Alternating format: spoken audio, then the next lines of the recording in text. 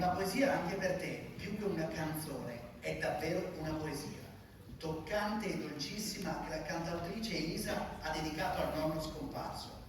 Il dolore e il lutto, purtroppo, sono parte integrante del nostro percorso, ma la vita va avanti e spesso anche una canzone può essere una carezza per l'anima. Il nostro maestro Andrea Mazzer ha creato la versione per 6 voci miste che vi proponiamo stasera, curandone interamente l'armonizzazione. Una poesia anche per